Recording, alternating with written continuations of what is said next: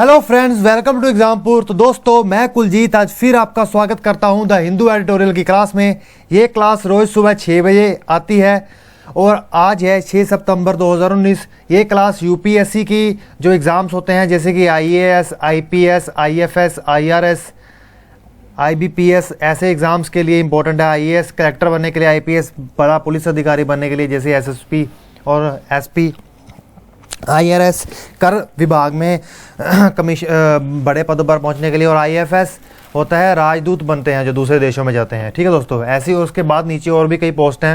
और state PCS में भी कुछ इस तरह से ही, बस थोड़ा ग्रेड कम हो जाता है और अदर एग्जाम्स के लिए। ठीक है दोस्तों, अब देखिए इसमें हम जो आर्टिकल करने वाले हैं उनमें सबसे पहला आर्टिकल तो आता है कि जम्मू कश्मीर के ऊपर जो कम्युनिकेशन बंद किया गया उससे संबंधित है। दूसरा आता है कार्डियोवैस्कुलर डिजीज़ जो कि नॉन कम्युनिकेबल डिजीज़ है। मुद्दे पे बात करेंगे तब क्या है क्या नहीं है। अब ये है जो मोटर व्हीकल एक्ट है जिसके अंतर्गत ज़बरदस्त फाइन लगा के लोगों को रोका जा रहा है ये। और तीसरा है इंडो पैसिफिक रीजन के ऊपर, मतलब यूके, यूएस, रशिया, चाइना और इंडिया का क्या खेल हो रहा है उधर, इसको ध्यान में देंगे। तो सबसे पहले तो आता है मैदान में हारा हुआ इंसान फिर से जीत सकता है, लेकिन मन से हारा हुआ इंसान कभी नहीं जीत सकता। तो इस बात का याद रखना दोस्तों, मैदान में हारोगे तो फिर जीत जाओगे, अगर मन से हार गए तो जीतना बहुत मुश्किल है। तो सबसे पहले आता है लिसन टू अनस्पोकन। वो कह रहे हैं उन लोगों को सुनो जो बोल नहीं पा रहे। वो बात कर रहे हैं जम्मू कश्मीर में जो कम्युनिकेशन बंद किया हुआ है उसको लेकर। वो कह रहे हैं कि जम्मू कश्मीर का जो स्पेशल स्टेटस था वो हटा दिया गया, उसको स्टेट के स्टेटस से हटाकर यूनियन टेरिटरी कर दिया गया। उसके बाद पूरी कश्मीर वैली को लॉकडाउन कर दिया गया, लॉक कर दिया गया और कम्युनिकेशन कट कर दिया गया। उसको बाद जब कम्युनिकेशन खोला गया तो प्रोटेस्ट हुआ, तो वो एक टीनेजर बच्चा जो प्रोटेस्ट कर रहा था उसमें कहीं ना कहीं मारा गया। तो उसके बाद भी जो एडमिनिस्ट्रेशन है उसने सोचा कि अपने जो कम्युनिकेशन कुछ हद तक विड्रावल का मौका दिया है उसको बैकलैग करें। ठीक है दोस्तों, अब वो कहते हैं कि communication network in Jammu Kashmir of newly created union territory have been substantially restored and the Ladakh UT carved out erstwhile state. ठीक है दोस्तों, लद्दाख और यूटी, ठीक है। और फिर उसके बाद कहते हैं कि prominent newspaper published from Srinagar discounted for several days have resumed publication. उन्होंने भी अपना पब्लिकेशन शुरू कर दिया है। अब वो कहते हैं कि जो मोबाइल नेटवर्क और इंटरनेट वो अभी ऑपरेशंस में बैक नहीं आए हैं, लेकिन स्कूल खोल दिए गए हैं, लेकिन बच्चों की अटेंडेंस भी इतनी नहीं हुई। ठीक है दोस्तों, अब वो कहते हैं Kashmir learn about lightning changes that had been imposed upon them. ठीक है दोस्तों, अब देखिए इस पे बहुत सारी बातें आई हैं, जैसे कि सबसे पहला तो वो कह रहे हैं कि जैसा कि हमें बार बार कई पिछले आर्टिकल्स में भी किया है कि जम्मू कश्मीर का जो स्पेशल स्टेटस बताया है देश की मेजॉरिटी का उसमें सपोर्ट किया गया है। ठीक है दोस्तों, फिर वो कहते हैं कि फ़िलहाल तो ये जो डिसीजन है जम्मू कश्मीर की धारा को हटाने का 370 को, वो जुडिशियल रिव्यू में चल रहा है। ठीक है दोस्तों, अब जुडिशरी इसके ऊपर तय करेगी। फिर वो कह रहे हैं कि लोगों ने कहा है और गवर्नमेंट के सपोर्टर्स ने कहा है कि जो लोग कश्मीर के लोग हैं, जो वहाँ की जो पॉलिटिकल फैमिलीज़ की जो पॉलिटिक्स थी उनसे फ्री हो चुके हैं। ठीक है दोस्तों, जिनको लोगों को हज़ाना भरना पड़ रहा था, अब वो कहते हैं वहाँ पे इन्वेस्टमेंट भी जाएगी, नौकरियाँ भी मिलेंगी, वुमेंस को बराबर स्टेटस मिलेगा मैन के सम्मान के ऊपर, शेड्यूल कास्ट और शेड्यूल ट्राइब्स को भी बेनिफिट मिलेंगे। ठीक है, और रिजर्वेशन जैसी चीज़ें भी मिलेंगी। ये सब बातें उन्होंने की है। ठीक है दोस्तों, अब वो कहते हैं कि they were not taken into confidence before decision was made and bad enough worse in continued resisting. वो कहते हैं कि जो ये बंद किया गया है कम्युनिकेशन, वो कहीं ना कहीं फ्री स्पीच के ऊपर, जो कि कॉन्स्टिट्यूशनल फंडामेंटल राइट है, उसके ऊपर रिस्ट्रिक्शन है। ठीक है दोस्तों, वो कहते हैं elected mayor of Srinagar and a doctor who spoke out about the risk of lives due to restriction were promptly detained. ठीक है दोस्तों, जो उनको डिटेन कर लिया गया है। इसके बाद उन्होंने किया है कि जो लोग अब वहाँ पर हैं, pointing toward increase alienation among the residents, जो वहाँ के रेजिडेंट्स हैं, वहाँ के रहने वाले हैं, वो एक तरह से सभी चीज़ों से अनभिज्ञ हैं। इस वक्त किसी भी चीज़ का उनको पता नहीं है। अब वो कह रहे हैं कि the most disappointing are those who believe. वो कहते हैं कि सबसे बुरा बिलीव करने वाली बात तो ये है कि जो कश्मीर का भविष्य भारत के अंदर सही होगा। भाई साहब सही होगा, इन्वेस्टमेंट मिलेगी। ठीक है दोस्तों, वो कहते हैं centre need to reassure them that changes of the status is not determinant of the Kashmir. वो कह रहे हैं कि जो भी जम्मू कश्मीर का स्टेटस चेंज किया है उससे लोगों का फ़ायदा हो, ये सरकार को लोगों को ये इंश्योर करवाना चाहिए। वैसे तो सारे पॉइंट्स याद किए हुए थे, लेकिन बार बार रिपीट करना सही रहता है, बंदा भूलता नहीं है। अब आता है सबसे पहले टेंडिंग टू द हार्ट, ठीक है। Targeting risk factors is key to reducing deaths due to cardiovascular disease, ठीक है दोस्तों, कार्डियोवैस्कुलर डिजीज।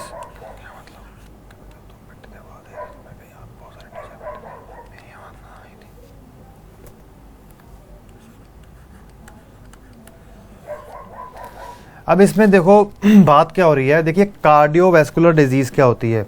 देखिए हार्ट से संबंधित जो बीमारियां होती हैं उसको लेकर वो बात कर रहे हैं, और उसको कहते हैं कि ये एक नॉन कम्युनिकेबल डिजीज़ है।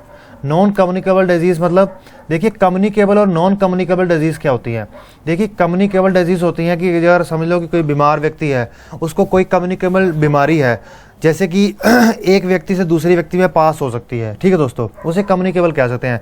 जैसे कोई व्यक्ति है तो उसको कोई ऐसी बीमारी है, तो अगर हमने उसका पानी पी लिया, उसके पहने हुए कपड़े पहन लिए तो बीमार हो जाएंगे, उसी वजह बीमारी हो जाएगी, उसे कम्युनिकेबल कहेंगे। और नॉन कम्युनिकेबल जैसे कैंसर वगैरह हो गया या फिर ये हार्ट की बीमारियाँ हो गई, ये नॉन कम्युनिकेबल डिजीज़ में आती है, ठीक है दोस्तों। अब कार्डियोवैस्कुलर डिजीज़ अब हार्ट की बीमारियों से संबंधित है, ठीक है दोस्तों। इसमें वो कह रहे हैं कि जो बहुत सारे सुधार किए गए हैं दुनिया के अलग अलग जगहों पर, बहुत अलग अलग रेवोल्यूशन किए गए हैं हेल्थ सिस्टम में, जिससे लोगों का वहाँ के जीवन और स्वास्थ्य में सुधार हुआ है, ठीक है दोस्तों। वो कहते हैं उन सब से सीख लेकर हमें भी अपने डोमेस्टिक इकोनॉमी में से इम्प्लीमेंट करना चाहिए। वो इंडिया की बात करते हैं, there is indeed valuable learning from the results of the prospective urban rural epidemiology, ठीक है दोस्तों। देखिए ये एक प्रेस्पेक्टिव रूरल एपिडेमोलॉजी है, इसने रिजल्ट्स दिए हैं जो पब्लिश हुए थे लैंसेट में लास्ट वीक में।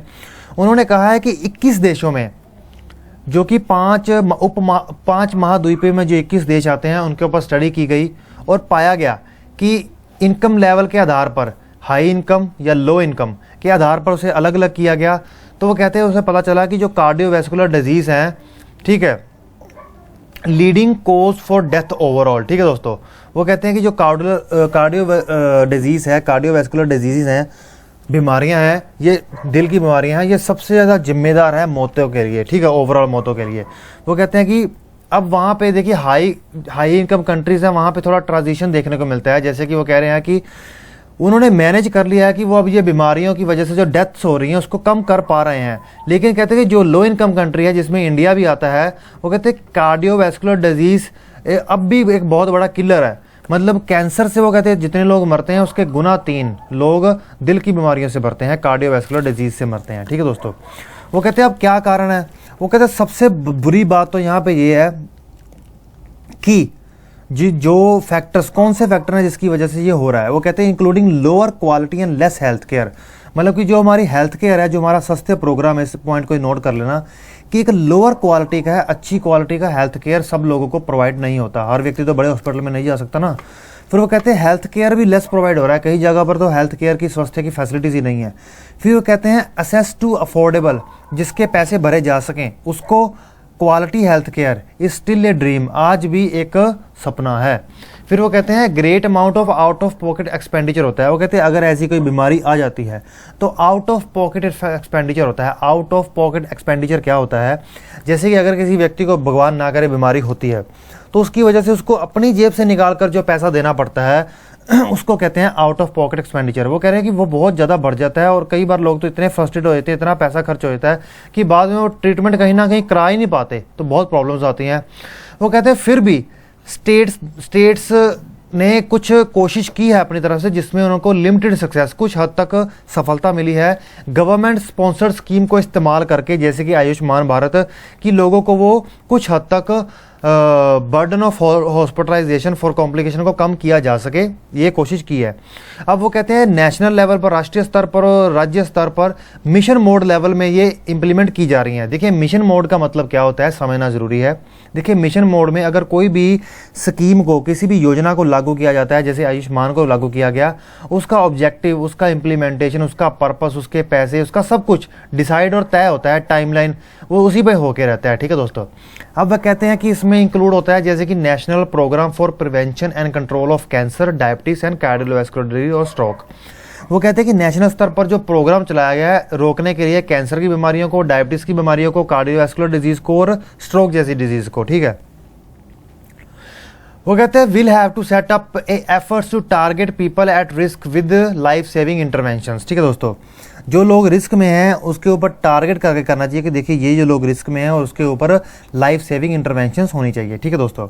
फिर वो कहते हैं कि अब सिग्निफिकेंट ज़रूरत है, महत्वपूर्ण प्रभाव चाहिए कि सिंगल लार्जेस्ट रिस्क फैक्टर, जो सबसे बड़ा रिस्क फैक्टर वो क्या है कि लो एजुकेशन लेवल। लो एजुकेशन लेवल के कारण के चलते बहुत बड़ी प्रॉब्लम आ रही है, कार्डियोवैस्कुलर डिजीज़ हो रही है। और कार्डियोवैस्कुलर डिजीज़ का सबसे बड़ा वो कारण ये भी कहते हैं एम्बिएंट एयर पोल्यूशन, बहुत सारा air pollution, indoor air pollution. देखिए इनडोर एयर पोल्यूशन क्या होता है, जो घर के अंदर एयर पोल्यूशन होता है उसको इंडोर एयर पोल्यूशन कहते हैं, ये भी कहते हैं कि बहुत बड़ा कारण है। फिर वो कहते हैं हाउस होल्ड एयर पोल्यूशन भी एक बहुत बड़ा कारण, ठीक है दोस्तों।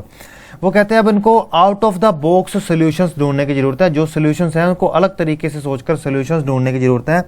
वो कहते हैं कि उन देशों से भी हम उन देशों के मॉडल्स को भी इस्तेमाल कर सकते हैं जिन्होंने ऐसे तरह की बीमारियों को पहचाना और एलिमिनेट कर दिया, ठीक है दोस्तों। अब वो कहते हैं कि ये चीज़ें अब ट्रूली गेम चेंजर बन सकती है, ठीक है दोस्तों। तो इसी के साथ हमारा ये आर्टिकल पूरा होता है। हमने पॉइंट्स की बात भी की और दूसरी भी। अब बात आती है तीसरी, बात आती है इंडो पैसिफिक रीजन की।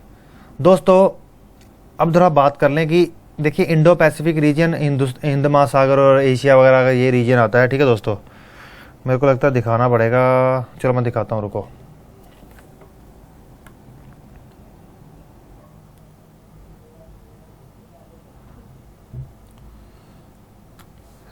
दोस्तों ये है इंडो पैसिफिक रीजन, ठीक है दोस्तों। ये क्या है इंडो, ये सारा का सारा इंडो पैसिफिक रीजन है। ये सारी पॉलिटिक्स जो हो रही है इंडो पैसिफिक रीजन के आसपास घूम रही है, वो किस तरह से हम समझ लें। देखिए एक तरफ यूएसए है, अमेरिका, एक तरफ चाइना है और एक तरफ रशिया है और यहाँ साइड में है इंडिया। अब देखिए पॉलिटिक्स क्या है। देखिए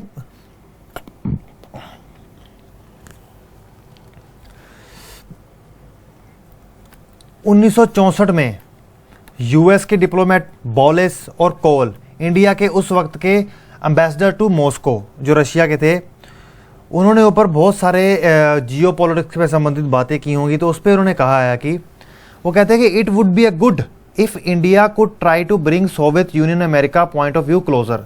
जैसे वो कहते हैं कि इंडिया और रशिया का चाइना को लेकर अगर इंडिया कोशिश करके, क्योंकि इंडिया की दोस्ती रशिया के साथ भी है, इंडिया की दोस्ती अब यूएसए के साथ भी है, ये तब की बात चल रही है 1964 की। वो कहते हैं इंडिया कोशिश कर सकता है कि रशिया और यूएसए का पॉइंट ऑफ व्यू एक कर दे चाइना को लेकर, ठीक है दोस्तों। अब यहाँ पर सारी बात क्या हो रही है, देखिए to come to some kind of understanding. वो चाहते हैं कि जो चाइना की एक्सपेंशनिज्म है और इन्फिल्ट्रेशन है दूसरी जगहों में जैसे साउथ ईस्ट एशिया में, उसको कम किया जाए, इसके प्रभाव को कम किया जाए। ये एक बहुत बड़ी इस वक्त की ज़रूरत बन चुकी है, ठीक है दोस्तों। ये उस वक्त भी ज़रूरत थी। अब वो कहते हैं कि interest of America, USSR, India have a common feature of being aimed at prevention of China. अब कहते हैं कि अमेरिका भी उसको कहीं ना कहीं कंट्रोल करना चाहता है, रशिया भी और इंडिया भी, ठीक है दोस्तों। अब ये एक कॉमन फीचर है, अब इस चीज़ का ध्यान देने की ज़रूरत है, ठीक है दोस्तों। अब देखिए चाइना चाहता है कि वो इस पूरे के पूरे रीजन में कंट्रोल कर ले। अब जैसा कि मैंने बात की, यूएसए और रशिया और इंडिया का इंटरेस्ट है कि ये कंट्रोल ना कर पाए, क्योंकि ऐसा क्या कारण है। देखिए दुनिया का बहुत बड़ा व्यापार का एक बहुत बड़ा हिस्सा इससे होकर गुजरता है, 50% के आसपास या उससे ज़्यादा भी हो सकता है आने वाले टाइम में। तो इस चीज़ को अगर इस एरिया पे इसका पूरा प्रभाव और बाकी एरिया पे उसका कुछ हद तक प्रभाव अगर रहता है तो इस चीज़ का बहुत बड़ा नुकसान हो सकता है सभी देशों को, क्योंकि पूरी ट्रेड चेन पर इसका कंट्रोल आ जाएगा, ठीक है दोस्तों। अब देखिए एक समय था कि चाइना और रशिया एक साथ थे 1965 से पहले, ठीक है। लेकिन धीरे धीरे क्या हुआ, चाइना यूएसए की तरफ टिल्ट हो गया, ठीक है, उस 1960 के 70 के दौर में। फिर क्या हुआ, इंडिया और रशिया के बीच में एक ट्रीटी होती है, फ्रेंडशिप ट्रीटी, जिसके अंतर्गत रशिया और इंडिया एक दूसरे का किसी भी बुरी से बुरी सिचुएशन में साथ देने की मदद करते हैं, ठीक है दोस्तों। उस वक्त बाईपोलर वर्ल्ड था, यूएसए और रशिया दो बड़ी पावर्स थे। लेकिन कुछ उस वक्त ऐसी सिचुएशंस घटी कि पूरा वर्ल्ड मल्टीपोलर हो गया। अब उसकी बात करेंगे, ठीक है दोस्तों। वो कैसे, अब देखिए इंडिया की जैसे बांग्लादेश में वॉर चल रही थी, इंडिया की बांग्लादेश में वॉर चल रही थी और यूएस से इंडिया को रोकने के लिए आया था। ठीक है दोस्तों, एक समय था जब चाइना और इंडिया अलग अलग थे, और जब चाइना ने इंडिया पर हमला बोल दिया था, यूएसए ने इंडियन ओशन में आए और इंडियन ओशन में आके चाइना को बोला, जब वो नॉर्थ ईस्ट में घुसते जा रहे थे, स्टॉप अदरवाइज, बस इतना ही बोला, रुक जाओ नहीं तो चाइना ने अपना पूरी जो एक्सपेंशन कर रहा था आर्मी के अंतर्गत वो रोक दी थी वहाँ पे। ठीक है दोस्तों, लेकिन बाद में पॉलिटिक्स कुछ इस तरह से बदली कि चाइना और यूएसए एक साथ हो गए और रशिया इंडिया एक साथ आ गए। और बाद में जब बांग्लादेश और के सिचुएशन को लेकर इंडिया जब बांग्लादेश में था और पूरी की पूरी अभियान चला रहा था इंडियन ओशन में, तब चाइना और यूएसए का एक साथ को लेकर यहाँ पे उनकी आर्मीज आ रही थी इंडिया को रोकने के लिए। तब उस वक्त व्लादिवोस्टोक से, हमने कुछ दिन पहले इस आर्टिकल में बात भी की थी कि कुछ लोग कुछ आर्मी आई, उसकी न्यूक्लियर शिप और न्यूक्लियर सबमरीन्स आई, और जब आके खड़ी हुई तो आखिरकार रशिया को रुकना पड़ा। तब पता चल गया कि अब ये वर्ल्ड मल्टीपोलर बन चुका है। मल्टीपोलर बाइपोलर क्या होता है? देखिए, पूरी दुनिया में ताकत का सिद्धांत है। अगर कोई एक देश ताकतवर होगा और पूरी दुनिया को कहीं ना कहीं अपने कंट्रोल में रखेगा, उसे हम यूनिपोलर कह देंगे। अगर दो देशों का पूरी दुनिया पे कंट्रोल होगा तो हम उसे बाइपोलर कह देंगे। अगर बहुत सारे देश अगर पावर में आते हैं और सभी अपने अपने कंट्रोल चलते हैं, उसे मल्टीपोलर कह देंगे। वो कहते हैं multipolar world for Anglo American policy maker. वो कहते हैं कि पॉलिसी क्या थी कि चाइना रशिया को आइसोलेट करो, pulling China back into their orbit become a reality. ठीक है दोस्तों, फिर जैसे कि मैंने बात की कि वो दोनों एक साथ हो गए। वो कहता है China being checked through a shared understanding with Washington and Moscow fail by the way side. ठीक है, अब वो कहते हैं कि जब चाइना और यूएसए एक साथ आ गए और रशिया कहीं ना कहीं अलग थलग हो गया, अब New Delhi was compelled to imagine new approach to safeguard interest and security. अब न्यू दिल्ली की मजबूरी हो गई थी, इंडिया की मजबूरी होती थी कि एक नई अप्रोच लेकर चले और अपने इंटरेस्ट और अपनी सिक्योरिटी को पक्का करे। 1969 में bipolar system has cracked open into A multipolar system. जैसे कि मैंने बताया किस तरह की सिचुएशंस हुई। ठीक है दोस्तों, 1970 वॉर में। ठीक है, तो न्यू दिल्ली और Moscow has established a strategic understanding at the highest level to respond disconcerting global retirement realignment. ठीक है, दिसंबर 1971 में अफर्म्ड न्यू पोलर, जब सोवियत यूनियन की नेवीज, जैसे कि मैंने बताया, जब जंग चल रही थी तो इधर आई। ठीक है दोस्तों, और अमेरिका को और चाइना की जो आपस में गठजोड़ था उसको रोक दिया इंडिया पर अटैक करने से, क्योंकि इंडिया को तक शक्ति का महाशक्ति का साथ मिल गया। तब पता चल गया कि ये वर्ल्ड एक मल्टीपोलर हो चुका है। ठीक है दोस्तों, अब end of the first cold war 1981 में, जो पहली कोल्ड वॉर है उसका अंत हो जाता है। सोवियत यूनियन का जो अंत है 1991 में हो जाता है। लेकिन रशिया और चाइना के बीच में जो पहले सब कुछ पहले चलता रहता है, सब कुछ लड़ाई चलती रहती है। वो कहते हैं कि यूएसए रशिया चाइना का जो ट्रायंगल है, जैसा कि मैंने ट्रायंगल बना के बताया आपको, यूएसए रशिया चाइना और रशिया का जो ट्रायंगल है वो बहुत ही कॉम्प्लेक्स और काउंटरपोनेटिव डायनेमिक्स होता जा रहा है। अब इंडिया को इस चीज़ में बहुत ध्यान से चलना पड़ेगा, और आप देखेंगे अभी मैं आपको बताऊंगा कि इंडिया बहुत ध्यान से चला है इस चीज़ को लेकर। वो किस तरह मैं आपको बताता हूँ अभी।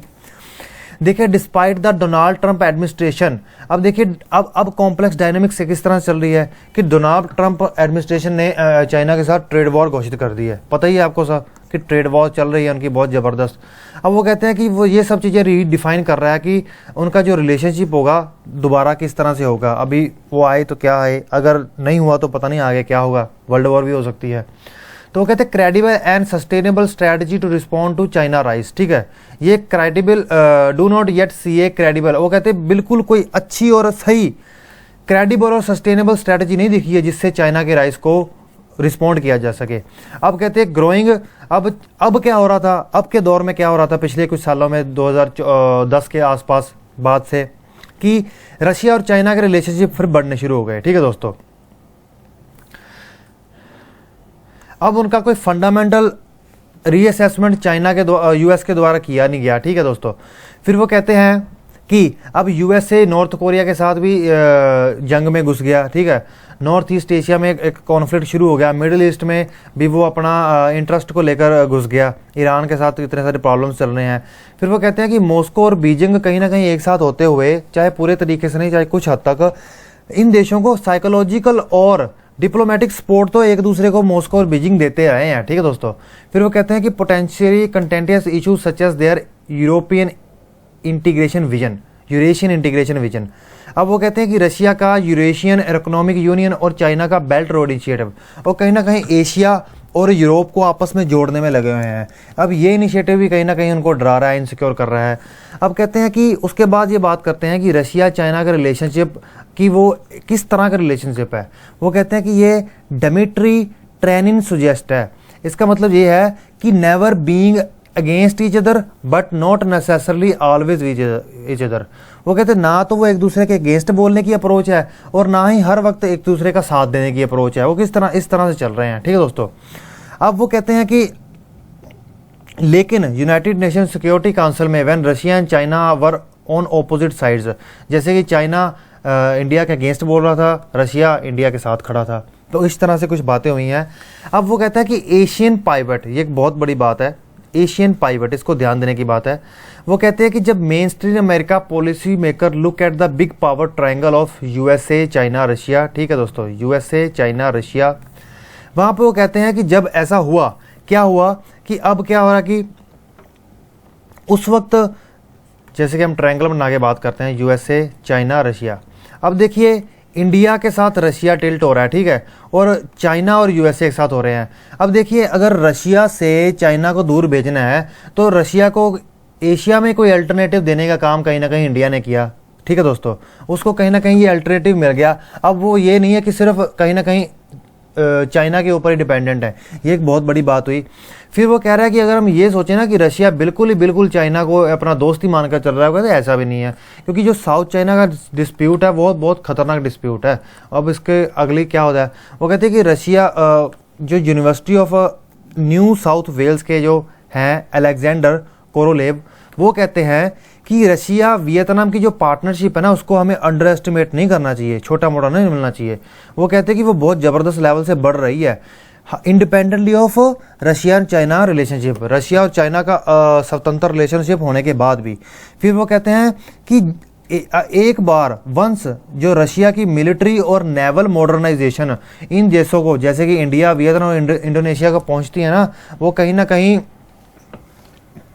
जो एक तरह की पैसिफिक फ्लीट तैयार हो जाएगी उनकी, और कहीं ना कहीं वो साउथ चाइना सी को ये तो चीज़ काउंटर ही करेगी। अब देखिए इसमें जो बात इन्होंने नहीं लिखी वो मैं बताता हूँ आपको। जैसे कि मैंने कुछ दिन पहले आपको आर्टिकल करवाया था, उस आर्टिकल में क्या था कि देखिए जैसे कि अभी हमने बात की यूएसए चाइना रशिया और एक साइड पे है इंडिया।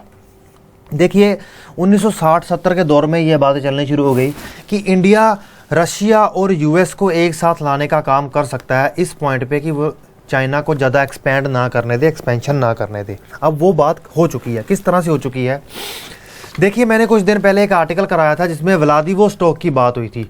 व्लादिवोस्टोक ईस्टर्न रशिया में एक जगह थी, वहाँ का एक बंदरगाह था।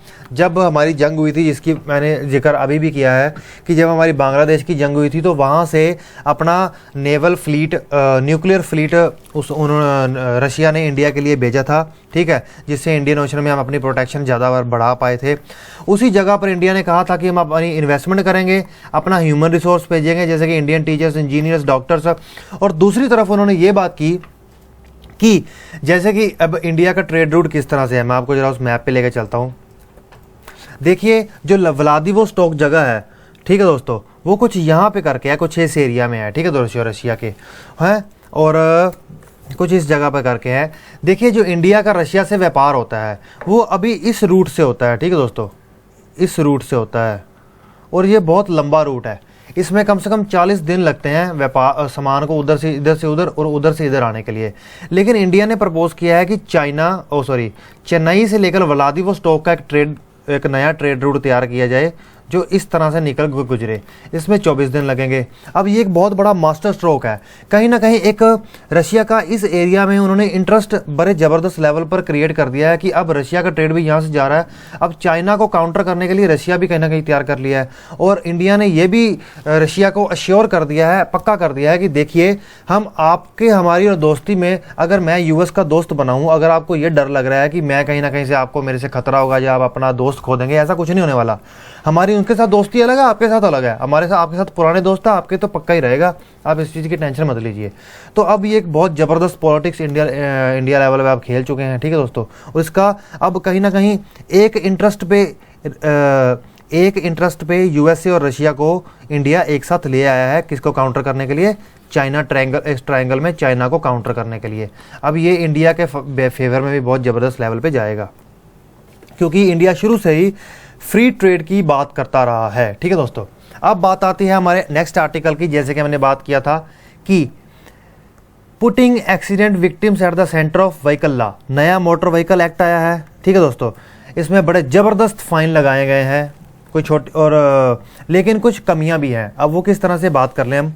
सबसे पहले तो वो आंकड़े देकर बात करते हैं कि इंडिया में कम से कम 1,50,000 डेथ होती है सिर्फ एक्सीडेंट के कारण, जो कि दुनिया की डेथ का 10% हिस्सा बनता है। दुनिया में जितने भी एक्सीडेंट से लोग मरते हैं उसका 10% बनता है।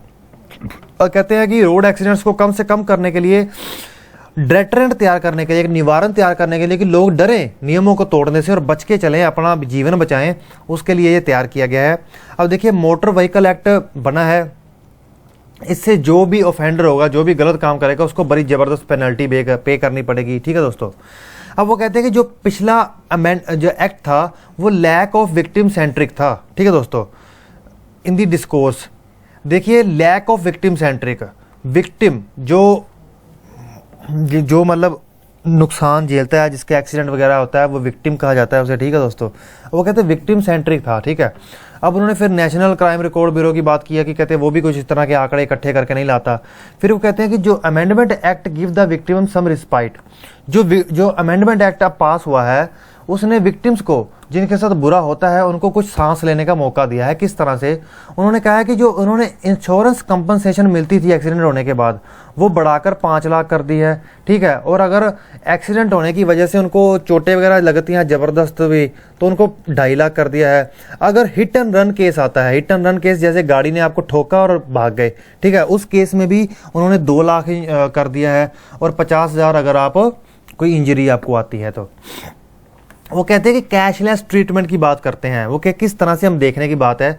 देखिए, किसी व्यक्ति का एक्सीडेंट हो गया और उसी वक्त उसको मेडिकल केयर, हेल्थ की ज़रूरत है, एकदम से इमरजेंसी की ज़रूरत है, अगर पैसा नहीं होगा तो हॉस्पिटल एडमिट नहीं करेगा। तो उन्होंने कहा कि एक्ट ने अब कह दिया कि इंश्योरेंस कंपनी और गवर्नमेंट को ये नोटिफाई करना होगा कि एक स्कीम तैयार की जाए कैशलेस ट्रीटमेंट के लिए, उस गोल्डन आवर्स के लिए जो पहले 60 मिनट होते हैं जब एक्सीडेंट होता है, कि कोई पैसों वैसों की जरूरत ना हो, कोई ट्रांजैक्शन कुछ इस तरह से हो जाए, कैशलेस ट्रांजैक्शन, मतलब कुछ कैशलेस ट्रीटमेंट होना चाहिए ताकि उनकी जान बचाई जा सके, मौतों को, रिस्क ऑफ फैटलिटी, मौत का रिस्क कम किया जा सके। फिर वो कहते हैं कि further mandates compulsory insurance for all road users, जितने भी रोड यूजर्स हैं, जितने भी रोड को यूज़ करते हैं, चाहे पेडेस्ट्रियन, पैदल चलने वाले, सब की इंश्योरेंस होनी ही होनी है। अब वो कहते हैं पैसा कवर किया जाएगा मोटर व्हीकल एक्सीडेंट फंड के द्वारा, ठीक है दोस्तों। अब कहते हैं कि जो इंटीरियम रिलीफ मिलेगा क्लेमेंट्स को, जो क्लेम करने आएंगे अपना फंड। फिर उसके बाद वो कहते हैं कि these provisions are not doubt step in the right direction, जो ये प्रोविजंस है ये बहुत सही डायरेक्शन में जा रहे हैं, लेकिन कुछ ऐसी बात हैं, कुछ और चीज़ों को भी करने की जरूरत है। वो किस तरह से बात करते हैं, वो कहते हैं सबसे पहले तो जरूरत है closer attention need to paid on formula used in calculate the quantum of compensation, कि जो फार्मूला इस्तेमाल किया जाता है कंपनसेशन देने के लिए, अगर किसी के साथ एक्सीडेंट हो जाता है, कोई हादसा हो जाता है, तो वो फार्मूला को थोड़ा ध्यान देने की ज़रूरत है। किस तरह से, वो कहते हैं एक केस हुआ था जिसमें एक होम मेकर घर में काम, मतलब एक होते ना कि औरतें जैसे कि हाउसवाइफ होती हैं, होम मेकर होती हैं, कहीं बाहर जॉब नहीं कर रही होती, तो उनको ऐसा केस चला था। तो वहाँ के ट्रिब्यूनल ने उनको कम, उनका बनता 6 लाख था, लेकिन उनको मिला था 2,60,000। तो वो कह रहे हैं कि उन्होंने ये तर्क दिया था कि वो अनएम्प्लॉयड है, कोई काम नहीं कर रही, इसलिए ये हमने दिया है। तो सुप्रीम कोर्ट ने भी इस पर कमेंट किया है कि पार्लियामेंट को अब सोचने की ज़रूरत है दोबारा, जो होम मेकर्स है, जो हाउस होल्ड हैं, जो घर में वहीनियाँ होती हैं, जो बीवियाँ होती हैं, उनकी जो काम घर पे रहती हैं, जॉब नहीं करती, उनको कंपनसेशन भी सही दर पे दिया जाए ना, ठीक है दोस्तों। वो कहते हैं जो ये न्यूसेंस है, जो ये बुरी बात है, अब इसको भी बदलने की ज़रूरत है। फिर वो दूसरी बात ये करते हैं कि जो मोटर व्हीकल एक्ट है उसके अंतर्गत एक और केस चला था जयप्रकाश और नेशनल इंश्योरेंस कंपनी, जिसमें ये जजमेंट हुई थी कि vehicle user who don't give passage, जैसे कि इमरजेंसी वैन, इमरजेंसी एम्बुलेंस होती है, अगर कोई इमरजेंसी एम्बुलेंस निकल रही है और कोई व्हीकल उसके आगे से साइड उसको दे ही नहीं रहा, निकलने का जगह नहीं दे रहा, तो उसको ना ज़बरदस्त फाइन ठुकना चाहिए, ठीक है, ज़बरदस्त फाइन लगना चाहिए उसको, ठीक है दोस्तों। अब वो कहते हैं कि अब फाइन तो लग जाएगा, चल लगा देंगे, कोई बात नहीं, लेकिन कहता है इसका इफेक्टिव इम्प्लीमेंटेशन उसके इफेक्टिवली तरीके से इफेक्टिव मैकेनिज्म डिपेंड है। ये है कि हम कानून बनाते हैं और उसका इनफेक्टिव इम्प्लीमेंटेशन होगा, उसका भी कोई फ़ायदा नहीं। फिर वो दूसरी तरफ पे बात करते हैं कि अदर फैक्टर्स भी है, जैसे पुअर रिस्पॉन्स टाइम, ठीक है, lack of road infrastructure, road इतनी सही नहीं होती कई जगह पर। फिर वो कहते हैं डिले इन सेटलमेंट्स, ये भी एक बहुत बड़ी प्रॉब्लम है। अनदर प्रॉब्लम वो कहते हैं कि जो प्रोसीजरल डिलेज है ट्रिब्यूनल का, ठीक है, जैसे बहुत सारे केस पड़े रहते हैं कि केस आएगा, केस सुलझेगा, फिर जाके उसको पैसे मिलेंगे, कैसे लेने में लेट हो जाता है, तो वो कहते हैं उसको भी सुलझाने की ज़रूरत है, जल्दी से जल्दी उनको पैसे मिले, डिले ज़्यादा ना हो। उसमें वो क्या कहते हैं कि इंटीरियम कंपनसेशन का वो कर सकते हैं, ठीक है दोस्तों, इंटीरियम कंपनसेशन में कुछ हद तक दे दी जाए। फिर वो कहते हैं कि absence of in built safeguard, in built safeguard से मतलब वो ये कहते हैं कि देखिए एक ऐसा कंपनसेशन मैकेनिज्म की ज़रूरत है। देखिए जैसे कि कुछ अनपढ़ लोग होते हैं, कुछ गरीब लोग होते हैं, उनको गुमराह कर कर कुछ गलत रिश्तेदार या फिर कुछ एजेंट्स बीच में से आएँ और उनकी मदद करने के बहाने सारा पैसा ले जाएं। कुछ इस तरह का कानून भी, मैकेनिज्म भी होना चाहिए कि जो उनका इन बिल्ट सेफगार्ड होना चाहिए कि वो उनका पैसा वेस्ट ना हो। ये भी बहुत बड़ी बात है, ठीक है दोस्तों। फिर वो कहते हैं इसमें वो ये तर्क देते हैं कि आप ऐसा करें कि उनको मंथली इंस्टॉलमेंट में दे, एक बार में मत दें, इससे ये होगा कि पैसा उनके पास पहुँचेगा। फिर उसके बाद वो कहते हैं कि एंड में हैंस आखिर वो तर्क ये देते हैं कि government need to notify institutional framework, एक संस्थान की ज़रूरत है जो संस्थान स्पेशली इन चीज़ों पर ध्यान दे कि जो विक्टिम्स हैं, जिन लोगों के साथ हादसा होता है, उनकी मदद को लेकर आगे आए, ताकि चाहे प्रोसीजरल डिले हो रहा है, चाहे इन बिल्ड सेफगार्ड में कमी हो रही है कि जैसे एजेंट्स या कुछ चलाक रिलेटिव्स कुछ गरीबों का और अच्छे लोगों का या अनपढ़ लोगों का इस्तेमाल कर रहे हैं, अपने पैसे इकट्ठे कर रहे हैं, उनका बचाव किया जा सके, ठीक है दोस्तों। तो यहीं पर हमारी ये क्लास कंप्लीट होती है। तो इसी के साथ मैं आपका एग्जामपुर में आने के लिए थैंक्स करता हूं। और मेरे को लगता है कि यार आप लोग ना शेयर वगैरह नहीं करते हो, बस मेरे को एक कारण बता दो कि आप लोग शेयर क्यों नहीं करते हो। क्लास देखते हो लेकिन शेयर नहीं करनी है, बात तो गलत है ना। अगर आप लोग शेयर नहीं करोगे तो कहाँ से बनेगी बात। क्लास देख ली, शेयर ना करना, तो शेयर कीजिए ज़्यादा से ज़्यादा। तो इसी के साथ मैं आपका एग्जामपुर में आने के लिए थैंक्स करता हूँ। Okay friends, bye.